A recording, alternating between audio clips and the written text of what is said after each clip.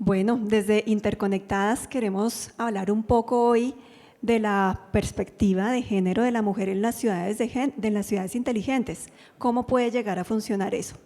Entonces, me acompaña un panel de mujeres con dato curioso que aunque todas son de profesión abogadas, a excepción mía, todas tienen un diferente expertise en tecnologías, en telecomunicaciones, en políticas públicas en la implementación precisamente de equidad de mujer. Entonces, vamos a arrancar acá por mi derecha con Susi. Susi ha venido implementando mucho el tema precisamente de políticas de género. Actualmente es experta en los temas de apropiación de género y tecnologías inteligentes aplicadas al desarrollo de las ciudades, y ya nos va a estar compartiendo un poco más de su experiencia, sobre todo aquí en Bogotá, donde se ha venido desempeñando los últimos años. A mi izquierda primero me acompaña Tere. Tere también es experta en todos los temas de propiedad intelectual y también es consultora en toda la parte del sector TIC y audiovisual. Entonces también vamos a tener una perspectiva diferente. Ilia Obando nos acompaña también con su experiencia, no solamente en sector de telecomunicación, regulación, en energía y también últimamente en empresas de tecnología.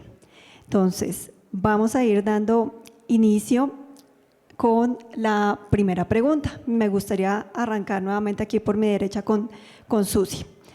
Susi, en tu concepto y la experiencia que has venido desarrollando todo este tema y apalancando de políticas públicas, ¿cuáles son los elementos que contribuye la mujer precisamente a la construcción de estas ciudades inteligentes?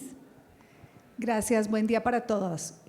En especial comentarles que Interconectadas es un colectivo y un equipo del cual hacemos parte de las 4 personas que hoy se van a dirigir a ustedes en este panel, y que estamos invitando a otras mujeres que trabajen en industria, que estén interesadas en mayor participación de la mujer en tecnologías, información, comunicaciones y la apropiación para el ciudadano, a que se unan. Gracias, Flor, por tu pregunta y por liderar este panel. En efecto, ¿cuál va a ser el rol de la perspectiva de una mujer en la construcción de política pública? Siendo el 51% de la población, es muy necesaria que en la construcción y diseño de herramientas de política pública se cuente con la voz de la mujer. Y en particular en nuestro sector, eso ha venido cambiando en los últimos años, cada vez más mujeres preparadas para trabajar en sectores de tecnología. Sin embargo, la tasa sigue siendo muy baja. Apenas de esa paridad que hay en la universidad, solamente el 40% de las mujeres se dedican a temas de tecnología. Y en ese sentido, llegar a posiciones de decisión sigue siendo una gran barrera. Por eso es muy importante que continuemos hablando en ciudades inteligentes de la realidad, porque entendiendo esa realidad de inequidad en la participación de la mujer en toma de decisiones para las ciudades inteligentes, podremos encontrar herramientas fundamentales para cambiar la situación, pero no solo en pro de la mujer, sino en pro de toda la sociedad. Entonces, para atender a la pregunta que Flor me hacía, ¿qué perspectiva de la mujer puede aplicar en ciudad inteligente? Les diría, en particular, en Bogotá tendríamos una realidad difícil de afrontar como en las grandes ciudades, y es la violencia en contra preferentemente de mujeres por ser mujeres. Y en ese sentido, tener que trabajar como sociedad en hacer una ciudad que busque soluciones apoyadas en tecnología para esa violencia. Tenemos ejemplos que trabajan mujeres en la Secretaría de la Mujer y en otros despachos del Distrito Capital, con iniciativas como aquella que ustedes habrán conocido en el transporte público, Pita y Denuncia, que tiene que ver con la posibilidad de que todos aquellos que presenciemos un acto de violencia en contra de la mujer podamos sonar un silbato y de esa manera activar un sistema de atención. O también habrán conocido la línea Púrpura, una línea que durante 24 horas puede atender a ciudadanos y ciudadanas que quisieran denunciar a una situación en la que una mujer se ve involucrada en temas de violencia. Y es que todos somos hijos de una madre, tenemos hermanas, tenemos amigas, y esto es una preocupación de que el distrito viene trabajando para que todos podamos tener un lugar de orientación, una ruta de salida. Y también habrán conocido de la política pública del sistema de cuidado, también construida para mujeres, por mujeres y con los hombres que acompañan estos procesos. El sistema de cuidado como política pública del distrito consiste en poder tener una conglomeración de servicios distritales en lugares de la ciudad. Contamos con más de 19 manzanas del cuidado, en donde mujeres cuidadoras pueden atender iniciativas de educación, terminar el bachillerato, conectarse con el SENA, tener espacios de entretenimiento, de distensión, y eso va a favorecer a sus personas cuidadas. Pero no solamente es un sistema que apoya a mujeres cuidadoras, que hoy son más del 80% de la población de cuidadores de Bogotá, sino que también atiende a cuidadores hombres, razón por la cual la perspectiva de la mujer en ciudades inteligentes no solamente está presente desde el diseño, el desarrollo y la implementación, sino que también debe atender a las realidades que hoy desafortunadamente acaecen de mayor forma a la mujer. Gracias. Muchas gracias, Susi. Interesante ver esa perspectiva de números, mientras que en cuidadoras el 80% son mujeres, 20% hombres. En mi caso, Flor Tolosa, yo sí soy ingeniera de profesión. Cuando yo hice mi carrera, era el 20% de las mujeres que había estudiado ingeniería. Entonces, se sigue viendo como ese sesgo. Afortunadamente, ya poco a poco va cambiando. Nosotras, obviamente, nos gustaría que fuera cambiando en mayor proporción.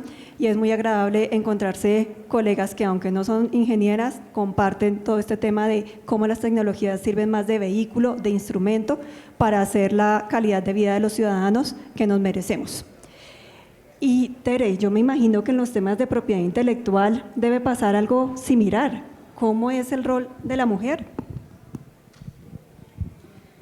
Bueno, un saludo especial para todos los que estamos hoy acá, mis compañeros de panel, y por esta invitación maravillosa para discutir estos temas que históricamente tienen una deuda con nosotras las mujeres, y sé que todos estamos trabajando por esa equidad. En el tema de propiedad intelectual es muy interesante ver cómo esas brechas también se han presentado. Desde la propiedad intelectual tenemos como dos frentes, uno que es el tema de los derechos de autor y otro que es el de la propiedad industrial. Y ahí históricamente lo que vemos es que la innovación y la creatividad han sido fundamentales para la transformación y para el desarrollo. Sin ese ingenio humano seguramente no tendríamos todo lo que tenemos hoy, y como decía Susi, hasta la maquinita que está repartiendo los desayunos, que nosotros decíamos es la que está compitiendo y no nos deja entrar más público hoy acá.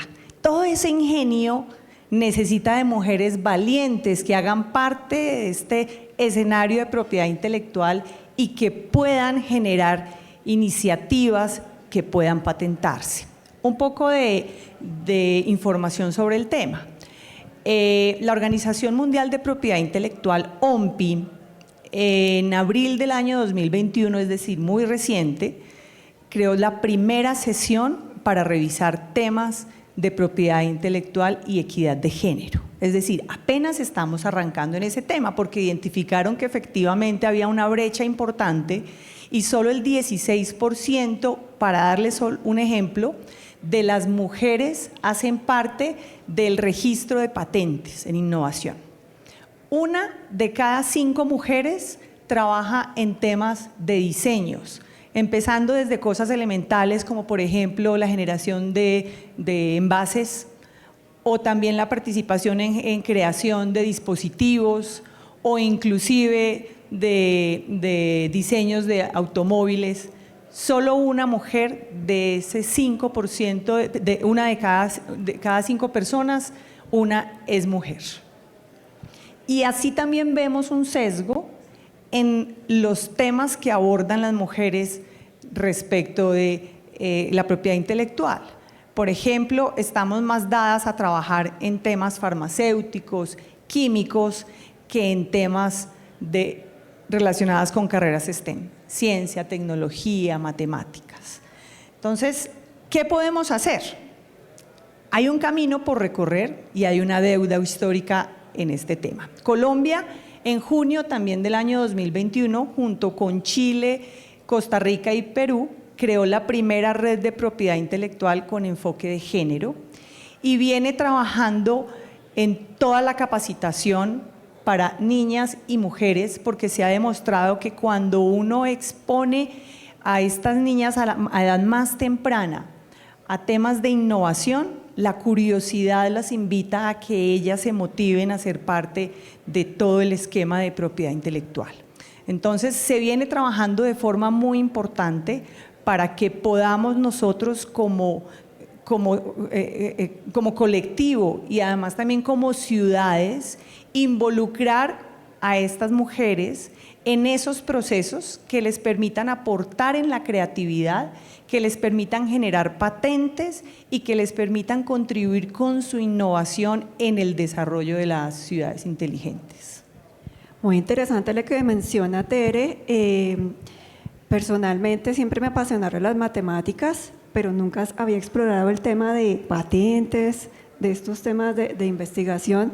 Yo creo que es una pregunta que nos podemos llevar y tomar estas herramientas que nos menciona Tere para hacer parte de esa participación que nuevamente es minoritaria por parte de género, pero ya tenemos una herramienta, ya tenemos una información, ahora la tarea es actuar, indagar más y arriesgarse. Bueno, Ilia, en tu experiencia, ¿cómo pueden converger las telecomunicaciones y las energías limpias? Este tal vez es un tema más transversal para apalancar el crecimiento de las ciudades inteligentes. Gracias, Floralba, y mil gracias a Expo in Smart Cities y a todos ustedes, a quienes a pesar de un día tan difícil, del día sin carro, como lo decía Floralba, hoy están aquí presentes.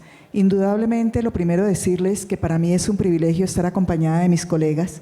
Son grandes mujeres que conozco hace mucho tiempo, ellas a mí hace mucho más, porque pues ustedes entenderán que yo soy la más grandecita de acá, y eso, digamos, me da la oportunidad de comentarles cuáles han sido mi vivencia y mis experiencias desde los servicios públicos, y acá no me refiero solamente a las tecnologías de la información y las comunicaciones.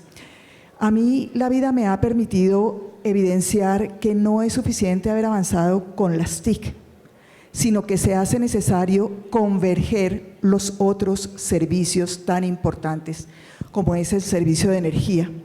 Para mí fue demasiado impactante, y ya creo que en algunas de mis compañeras me han escuchado decirles, cuando uno va a esa Colombia profunda, a esas ciudades inhóspitas, a esos territorios olvidados, como La Guajira o como los antiguos territorios nacionales, han llegado las autoridades, inclusive, y los operadores con telefonía, han llegado allí y tienen un equipo, pero no ha llegado la energía.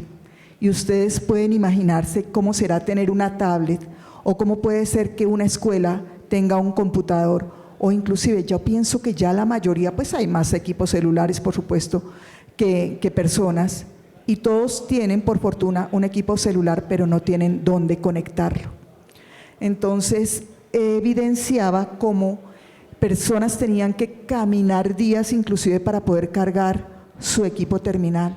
Eso es como absurdo. Entonces yo decía, mire, este es un llamado a las autoridades para que vayan tomados de la mano, para que se construyan verdaderas ciudades inteligentes, y para ello debe empezarse por una planificación, los POTs. Entonces todos hablan casi siempre de lo mismo, pero se nos olvida que toca converger en esos POTs las tecnologías de la información, pero también las energías, y las energías limpias, las energías no fósiles. Yo hoy me sentía fabulosa porque hoy llegué aquí en un carro eléctrico, 100% eléctrico, que me permite a mí poderme desplazar, y eso es lo que tenemos que empezar a impulsar. Y no se diga también el tema de las aguas y los residuos sólidos. O sea, no podemos pensar que solamente podemos innovar y hacer inteligentes las ciudades, llevando, por ejemplo, que es muy valioso, temas de cámaras inteligentes, el tema de la movilidad. Es decir, todo esto en materia de seguridad es muy importante, pero se necesita que converjan todos los sectores.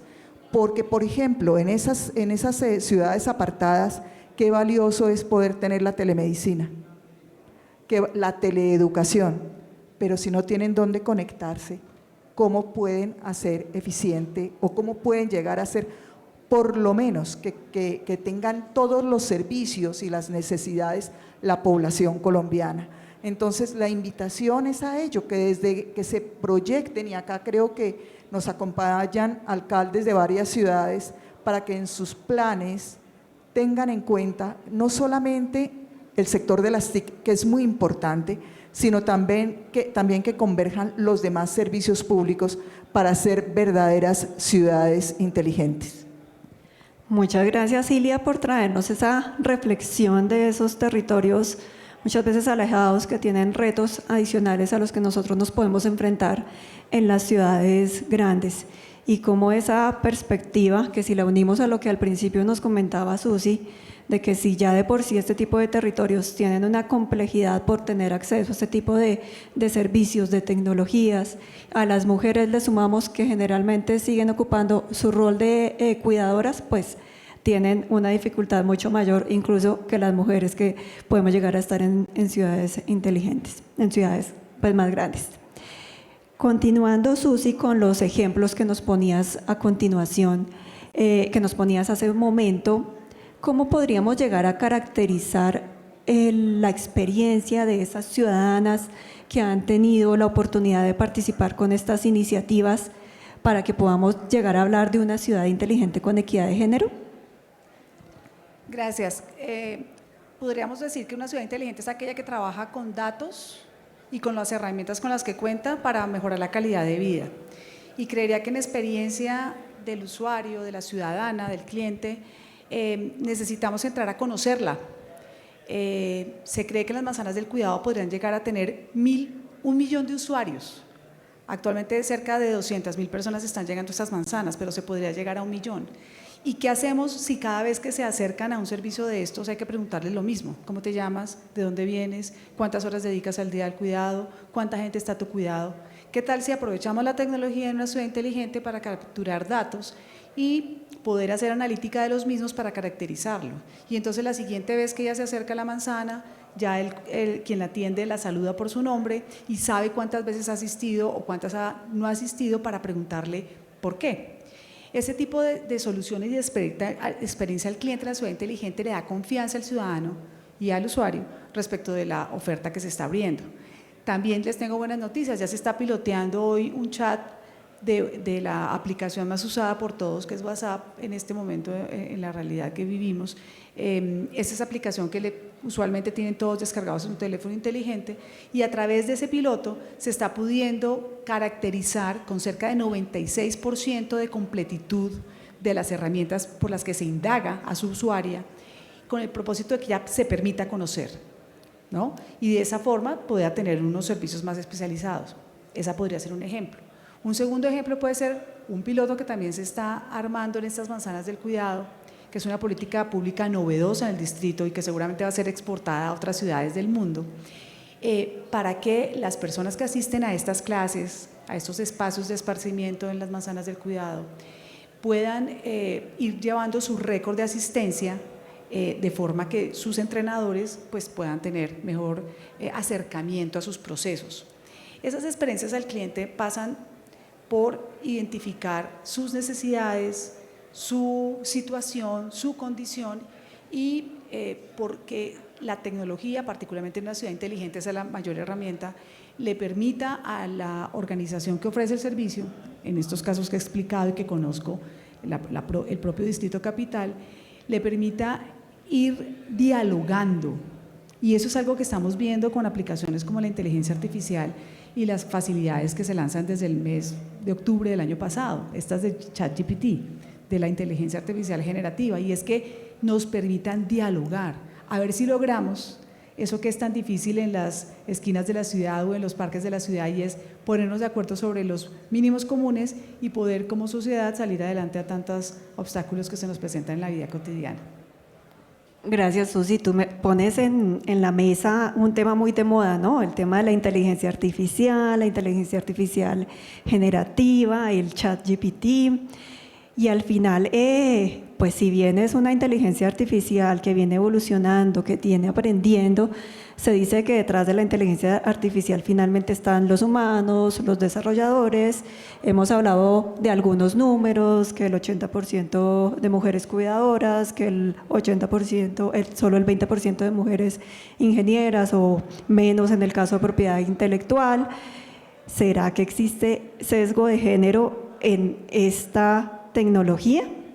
Por ejemplo, en Olimpia IT, que es donde me desempeño actualmente, manejamos todo el tema de vigilancia y control para los sistemas, ahora que estuvo tan de moda cuando teníamos que renovar la licencia. Y veía yo un poco los números y la licencia de conducción. Y hace 10 años, más o menos, solo el 16% de las mujeres sacaba la licencia por primera vez. Hoy, a mediados de 2023, está subiendo esa cifra al 21-22%. Entonces, nuevamente, es un cambio que se ha venido dando, pero sigue siendo lento. Y también esto unido pues, a la perspectiva, las aseguradoras lo usan mucho en sus sistemas para calcular los seguros, de que las mujeres somos más cuidadosas y por lo tanto la póliza puede llegar a ser mucho más beneficiosa. Tere, ¿será que la inteligencia artificial tiene sesgo de género para darnos estos números? Bueno, a mí esa pregunta me encanta porque nos permite hacer una reflexión. Inteligencia artificial hace parte de todas estas tecnologías emergentes. Y cuando uno está en algo nuevo y sobre todo en esta época, uno cree que en pleno siglo XXI, pues pensar en que hay roles todavía muy recalcados y que se está trabajando con una intencionalidad en esa brecha de género, pues tal vez uno no lo cree posible. Pero hay que tener en cuenta algo bien importante, y es que la tecnología de la inteligencia artificial se alimenta de los datos que han sido establecidos en estos repositorios, y desafortunadamente las mujeres hemos tenido poca participación en la creación. Entonces eso ha hecho que los procesos emergentes que se vienen dando con la inteligencia artificial tengan también ese sesgo de género que hemos venido trabajando desde hace muchos años. A manera de ejemplo, cuando uno piensa en trabajos de cuidado, trabajos del hogar y trabajo doméstico, históricamente se le había asignado ese rol a la mujer. Y en la inteligencia artificial, si vemos el Alexa o si vemos a Siri, son voces femeninas y están asociadas a ese rol de acompañar unas actividades, de sugerir una organización. Si pensamos en los videojuegos, también encontramos unos sesgos importantes a nivel de género. Entonces, los escenarios emergentes de inteligencia artificial desafortunadamente también vienen con ese lastre de género, y yo creo que no es intencional, es decir, no es que estén pensando en que eso se está generando con esta brecha, no es que quien está creando el algoritmo, porque a propósito está haciendo un oficio doméstico, le pone robotina, y si es un oficio de fuerza le pone Robocop. Yo creo que eso no es intencional, pero sí creo que hace parte de toda la historia que traemos y todo ese ADN que tenemos incorporado y que es necesario empezar a trabajar. ¿Qué podemos hacer frente a eso? Entonces, desde las ciudades, ¿qué podemos hacer? Lo primero nuevamente es vincular a las niñas y a las mujeres en estas carreras STEM, ciencia, tecnología, ingeniería y matemáticas, que nos permita hacer parte activa de estos desarrollos. Algunos datos: solo el 29% de las mujeres a nivel mundial hacen parte de los procesos de creación de inteligencia artificial. Entonces, en la medida en que nosotros no hagamos parte de esos colectivos, pues realmente va a existir una sola línea y el complemento seguramente es necesario. Tenemos que adoptar medidas que involucren de forma conjunta a hombres y mujeres y que nos permitan estos desarrollos que eviten el sesgo que hoy se está generando. Y como les digo, la inteligencia artificial es un sistema que se alimenta de los datos que está y que pues simplemente lo que hace es que los procesa y da una recomendación. Pues tenemos una gran tarea histórica y es revisar los datos que tenemos para que los algoritmos que hoy, por ejemplo, si yo busco un médico, la recomendación de la inteligencia artificial está direccionada a los hombres. Si busco un abogado, está direccionado a los hombres. ¿Por qué? Porque históricamente así han sido generados esos datos. Entonces, con la construcción de estas nuevas ciudades, es bien importante estos equipos interdisciplinarios que nos ayuden a tener una visión de ambos lados, que nos ayuden a tener una visión integral y que podamos, como te había dicho, revisar cuál es la información de la que hoy se están alimentando estas inteligencias artificiales. El chat GPT tan reciente, vemos un sesgo bien importante digamos, en los textos que expiden, la información que uno pide.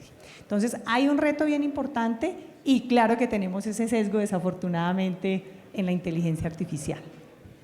Gracias, Tere. Y sí, como dicen, los datos son datos y hay que darlos. Entonces, entendido el mensaje, y hay que ver cómo rompemos esos patrones, cómo innovamos en la inteligencia artificial precisamente para que no se siga repitiendo el comportamiento histórico. Yo creo que ahí se pueden hacer bastantes experimentos y algunos funcionarán, otros posiblemente no, pero lo importante nuevamente es romper esos patrones, la invitación que nos deja Tere hoy.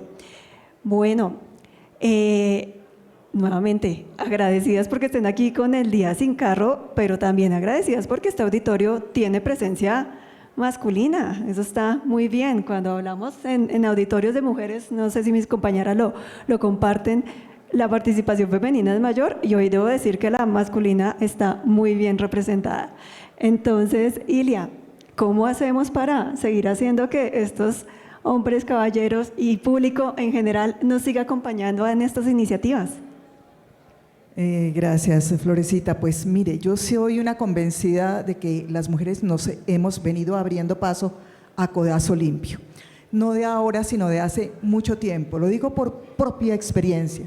Mi mamá fue la primera dactiloscopista en este país porque era un mundo de hombres. Eso ya me generó a mí un ejemplo muy grande.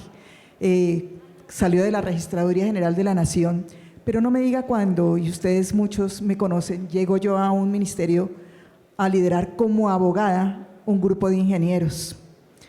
Y me dijo uno de ellos, además el más experto y que luego fue mi gran amigo, casi que mi hermano, y me dijo, no entiendo qué hace acá una mujer abogada, pero sobre todo mujer, que puede confundir un triciclo con un kilociclo. Eso fue un reto muy grande. Y le dije, ¿sabe qué? Porque es que aquí hay que hacer equipo entre hombres y mujeres. Yo creo que no es un tema, si bien hemos ganado mucho espacio porque la ley así lo ha dicho, hoy en día dicen, hablamos del 30%, a mí eso me parece hasta odioso, decir que tenemos que tener por norma un 30% de mujeres, o que las Naciones Unidas hayan dicho a través de su nueva agenda urbana que en el 2030 tiene que garantizarse la equidad de género, y para ello se ha creado una agenda, pero es a partir de nuestros compañeros y colegas también, hombres, donde nos tienen que promover, hacer ese reconocimiento. Para nosotros es muy difícil hoy, por ejemplo, hacer parte de las juntas directivas. Yo me encuentro, y por fortuna que muchas directivas en las compañías son mujeres, pero casi siempre sus juntas directivas son de hombres. O sea que nos ha tocado abrirnos espacio muy difícilmente, pero completamente convencida que también son los hombres quienes, cuando hacen un reconocimiento, cuando promueven, cuando en los espacios de llegar, ya, unos segundos o si no, yo acá me apasiono y puedo seguir hablando y diciendo que esto no es de números, que esto no es de normas, es un tema de conciencia donde todos quepamos, hombres y mujeres, y que sea por nuestras capacidades que lleguemos a conseguir el poder, porque eso es también equidad de género, pero también el reconocimiento partiendo por parte de ellos. Así es de que los invitamos, señores queridos, a que hagan un reconocimiento a quienes hoy los acompañamos tomados de la mano, para sacar adelante nuestro hogar, empezando por ello. Hoy yo veo que los hombres, antes no lo hacían, nos acompañan también en las labores domésticas porque trabajamos juntos, porque los dos hacemos perfectamente los oficios, pero también, por ejemplo, y no quería irme sin decir que hago parte de un gran grupo empresarial, Ingram, Oicolsoft, y que tenemos empresas donde prima la tecnología, pero también donde también están las energías limpias, donde promovemos paneles solares y motos y carros eléctricas puestas a su disposición. De esas empresas, 2 están lideradas por hombres y 2 están lideradas por mujeres, y eso hace la equidad. Así es de que bienvenidos, señores, gracias por su apoyo. Muchas gracias a todos. Quedémonos con la conciencia que nos invita Ilia a tener en estos temas, con la acción que nos invita Susi a implementar este tipo de herramientas, de acciones, de políticas públicas, y con esa curiosidad con la que nos deja también Tere sobre todo el tema de propiedad intelectual, patentes y demás. Muchas gracias a todos. Buen día.